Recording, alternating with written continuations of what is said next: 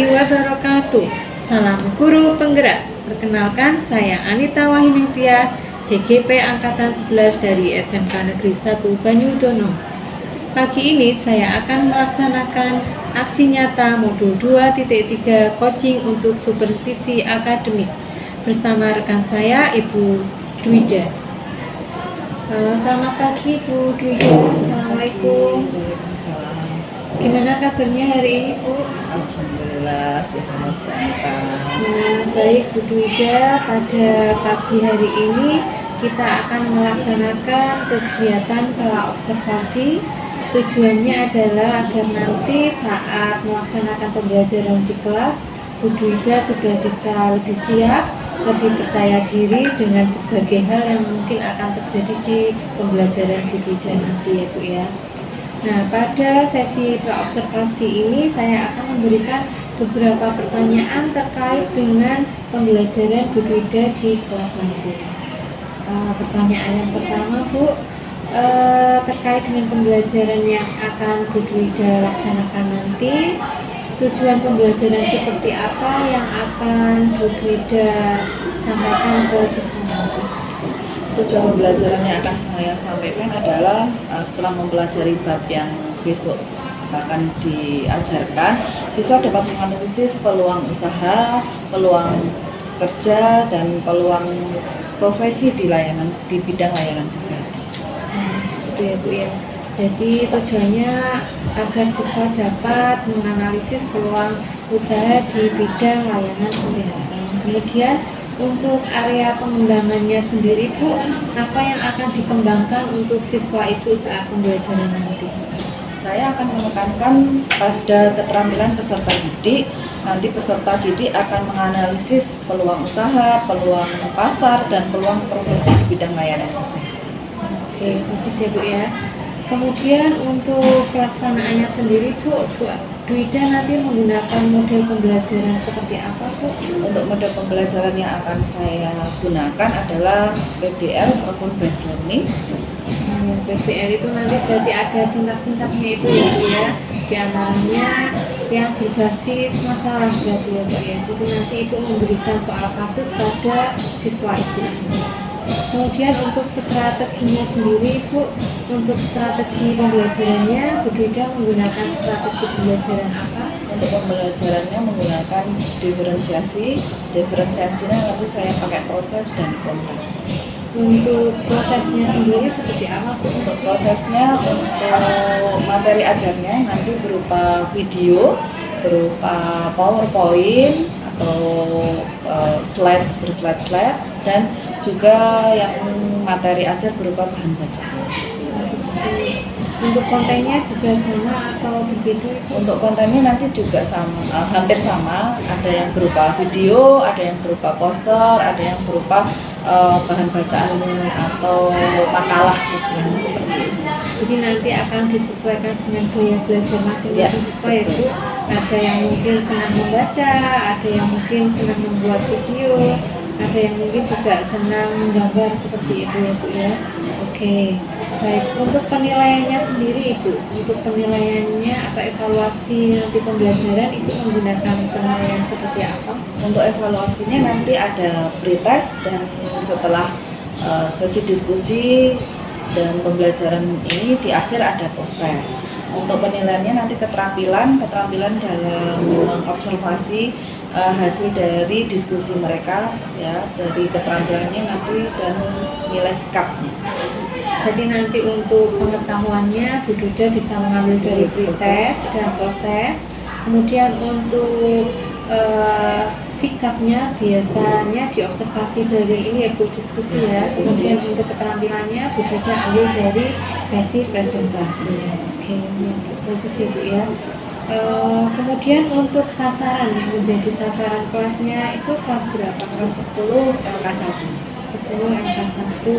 Nanti kira-kira akan dilaksanakan kapan Bu? Hari Selasa tanggal 8 Oktober. Untuk jam pembelajarannya jam 4.05. Oke, baik. Berarti besok observasi akan kita laksanakan pada tanggal 8 Oktober 2024 hari Selasa di kelas 10 LK1 jam ke-45. Gitu ya Bu ya.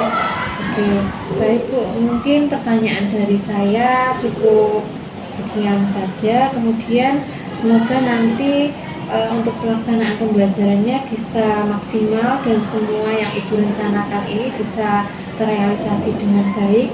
Tujuan pembelajarannya pun bisa tercapai seperti itu ya Bu ya. Nah, nanti kita akan bertemu di sesi observasi di hari Selasa depan ya Bu ya. Kemudian nanti setelah observasi kita akan bertemu lagi di sesi pasca observasi untuk mengevaluasi hasil dari pembelajaran Bu Dwida di hari Selasa kemarin. Itu ya Bu ya. Ya, terima kasih Bu Dwida atas waktunya. Ada yang ingin didiskusikan lagi? Oke, kalau tidak ada, saya akhiri.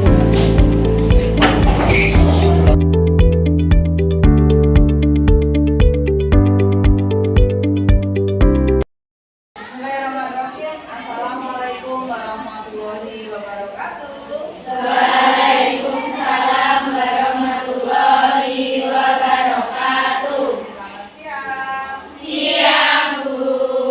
Oke, apa kabar hari ini? Baik. Baik. Ya, hari ini Bu Wida kita akan belajar tentang health planner yang kita bahas kemarin ya. Kita akan belajar tentang apa saja layanan kesehatan yang dikembangkan menjadi 3 profesi. Ya, apa aja kemarin? Di layanan kesehatan menjadi 3 profesi, yaitu asisten keperawatan, kardiolog dan dental. Ya, baik. Oke. Sebelum saya mulai seperti biasa, ya, dicek kanan kiri, lihat kerapian, ya, adakah yang perlu ditata, ya, kalau ada silahkan ditata dulu, dirapikan, biar kita bisa belajar dengan nyaman ya. Baik. Bu Dwida sambil absen ya. Ya, Bu. Siapa yang nggak masuk hari ini? Salsa. Salsa ya. Oh, nyindir. Salsa sudah sembuh ya? Sudah. Alhamdulillah, berarti sudah sehat semua ya. Baik ya. Tadi kita sudah singgung tentang health dan layanan kesehatan apa saja. Nanti Bu Dwida di sini akan menyediakan ya sama juga seperti kalian, yaitu medianya nanti WhatsApp grup untuk mengirim tugas ya, terus PTT dan beberapa aplikasi yang digunakan untuk mengerjakan tugas. Alatnya ada smartphone, laptop ya, dan materi ajar nanti saya kirimkan lewat grup WA juga. Oke, baik. Tujuan dari pembelajaran kita hari ini, karena kita mau belajar tentang layanan kesehatan, yaitu tujuannya setelah mempelajari bab ini kita dapat menganalisis peluang kerja usaha ya dalam bidang layanan kesehatan. Nah, sebelum pembelajaran juga jangan lupa ya, kita harus jaga kesehatan dan keselamatan kerja selama di ruangan kelas. Hindari stop kontak ya, stop kontak berada di situ, jangan dekat-dekat dengan aliran listrik. Terus jangan lupa juga lantai kalau terkena es atau air berarti nanti licin, tolong dibersihkan terlebih dahulu. Tidak ada ya, samping kanan kiri perhatikan ya, ada. Baik. Selanjutnya, oke, saya akan bertanya sedikit apa sih tentang health planner. Health planner, adakah yang bisa? Ya, silakan. Oke, ya, ada yang bisa jawab nggak? Oke, baik, silakan.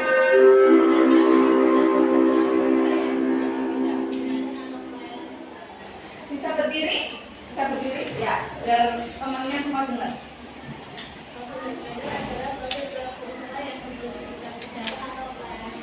Oke, profil yang bergerak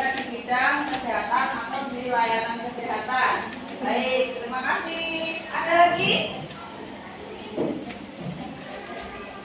Nggak ada ya, ya. Baik, Bapak Ibu memang ya jawaban dari Mbak Devi. Ya, Devi ya, benar sekali bahwa pekerjaan atau healthcare itu adalah pekerjaan yang berada di pelayanan kesehatan. Nah, karena hari ini kita akan diskusi tentang layanan kesehatan itu dibagi menjadi beberapa sub bidang layanan kesehatan. Ya, nanti kita akan mempelajari satu persatu. Kemarin sudah kita singgung ya, ada 3 yaitu asisten keperawatan, asisten dental ya atau asisten perawat gigi, dan yang terakhir karyawan. Oke, silakan dibagi menjadi 3 kelompok ya.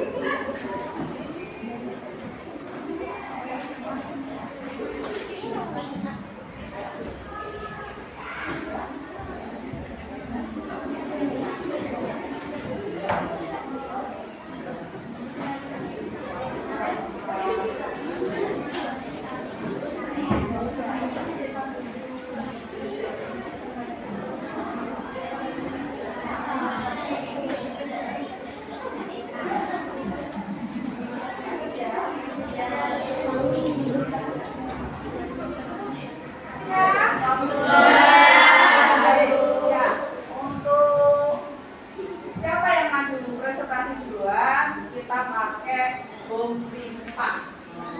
Satu atau perwakilan satu kelompok satu maju ke depan dulu. Ayo, satu maju ke depan. Kelompok 3 sudah, kelompok 1 sudah. Yuk, kelompok 2, 1 maju ke depan. Maju. Oke. Yang menang.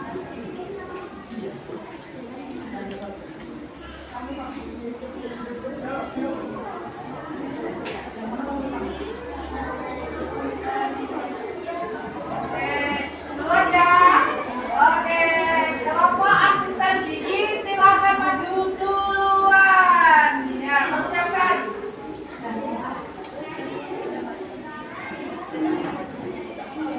Ya, silakan kelompok asisten gigi.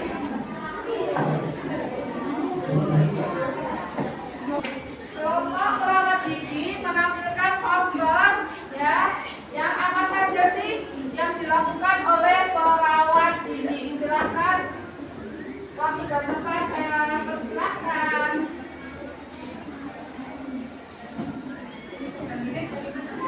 Ini nomor dari 2 ya, kelompok 2 ya. Aku perkenalkan anggotanya, terus yang ini siapa langsung aja. Assalamualaikum warahmatullahi wabarakatuh. Waalaikumsalam warahmatullahi wabarakatuh.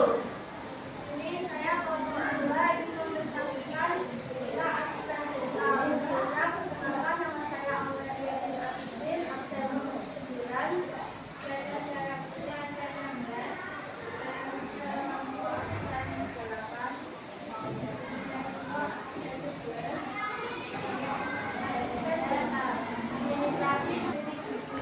Administrasi adalah sebuah proses yang melibatkan pengetahuan dan pengelolaan informasi secara sistematis dalam sebuah organisasi atau perusahaan. Bagian administrasi pekerjaan resepsionis gigi adalah sangat banyak peran organisasi.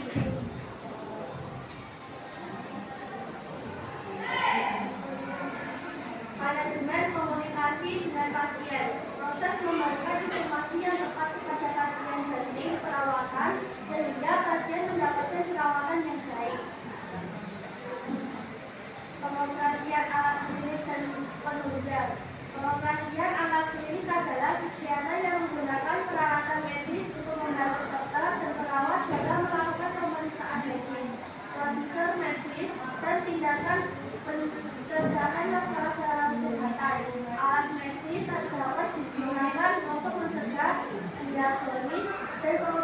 penyakit atau untuk mendeteksi pengukur, pemulihan, memperbaiki, atau memodifikasi struktur atau fungsi tubuh.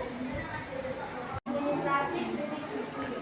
Administrasi adalah sebuah proses yang melibatkan pengaturan dan pengelolaan informasi secara sistematis dalam sebuah organisasi atau perusahaan dan tindakan pencegahan masalah dalam kesehatan. Alat medis dapat digunakan untuk mencegah, diagnosis, dan pengobatan penyakit atau untuk mendeteksi pengukur.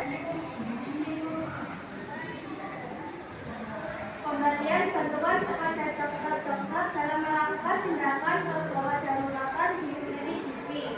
Kasus kegawat daruratan dapat terjadi dimanapun dan kapanpun dalam menjalankan praktek gigi. Terdapat kemungkinan terjadi kondisi kegawat daruratan pada pasien yang akan dirawat atau juga dirawat. Oke.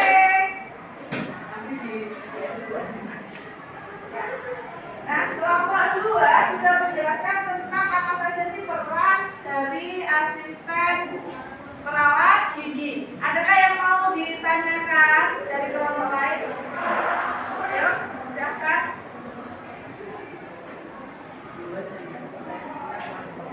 Baik, ya terima kasih kelompok 2 telah menjelaskan tentang apa saja peran dari perawat gigi. Berikan tepuk tangan.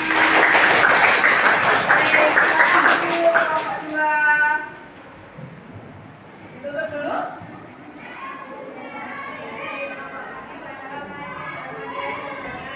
Waalaikumsalam warahmatullahi wabarakatuh. Oke, presentasi kelompok selanjutnya. Semua enggak? Masih semua dari setiap kelompok ada home care, ada caregiver, ada perawat, asisten perawat, dan ada asisten perawat gigi. Baik. Untuk healthcare tadi sudah dibahas di awal bahwa seseorang yang melakukan pekerjaan di bidang layanan kesehatan. Ada 3, yaitu asisten kesehatan, ada asisten dental atau asisten perawat gigi, dan caregiver. Nah, untuk ruang lingkupnya tadi juga sudah dijelaskan oleh masing-masing kelompok, dan asisten dental itu menyiapkan, melaksanakan administrasi, melaksanakan bantuan hidup dasar, melaksanakan tindakan pencegahan infeksi, dan melakukan pemeliharaan ruang fasilitas di ruang gigi. Baik, selanjutnya kita akan post test. Soalnya ada 5. Oke. Siapkan selembar kertas. Ya, siapkan kakak nulis ya. Kakak nulis. Oke, pertanyaan pertama. Ya, pertanyaan pertama. Pertanyaan kedua. Oke. Pertanyaan ketiga. Ya. Baik, sudah selesai. Dikumpulkan. Ya, sudah. Oke, baik. Ya. Setelah kita selesai semuanya, Bu Ida akan refleksi sedikit. Apa yang telah kalian pelajari hari ini? Ada yang bisa jawab? Fahri? Kamu pelajari apa hari ini? Hair planner. Hair planner ada berapa? 3. Apa saja? Yuk. Caregiver, asisten keperawatan, dan yang terakhir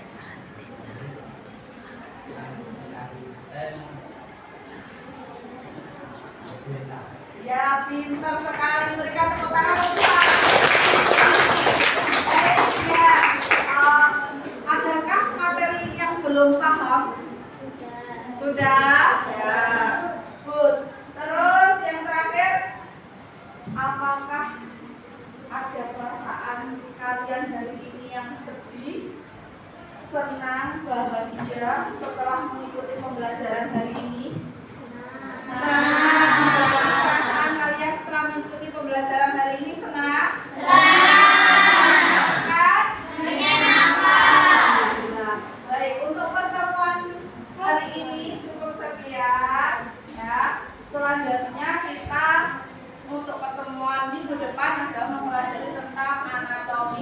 fisiologi. Oke. Baik, sekian untuk pertemuan kita hari ini. Kita lanjutkan minggu depan. Assalamualaikum warahmatullahi wabarakatuh. Waalaikumsalam warahmatullahi wabarakatuh. Assalamualaikum Bu Dwida, selamat pagi. Bagaimana kabarnya hari ini Bu? Alhamdulillah, Bu Anita. Jadi kegiatan pada pagi hari ini kita akan melakukan sesi pasca observasi setelah minggu lalu Bu Dwida sudah bersama saya melewati tahap observasi ya Bu ya, di tanggal 8 Oktober 2024. Jadi sebelum saya sampaikan catatan-catatan saya terkait hasil observasi saya nanti, saya ingin memberikan beberapa hal pertanyaan kepada Bu Dwida ya Bu ya. Bagaimana perasaan Bu Dwida saat melaksanakan kegiatan pembelajaran? Saya sudah merasa ya puas sih Bu Anita, tapi masih ada beberapa hal yang ya belum sempurna gitu. Belum sempurna ya Bu ya. Ya, belum Bagi- maksimal lah rasanya. Terus, jadi hal yang dirasa kurang sempurna itu apa? Lalu bagaimana perasaan Bu Dwida saat pembelajaran di kelas itu ada supervisor yang mengamati? Nah itu mungkin terbiasa kalau guru itu kan ya ngobrol sama siswa lah, ini ada ya walaupun teman sejawat tapi seperti ada yang mengawasi itu Bu Anita, tapi ya masalah sih grogi di awal.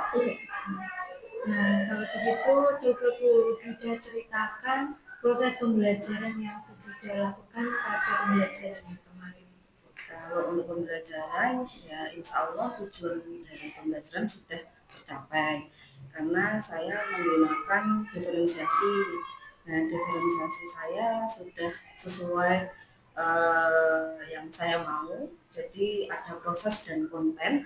Nah prosesnya anak-anak siswa-siswa juga sudah memilih sesuai dengan kesukaannya atau sesuai dengan ininya.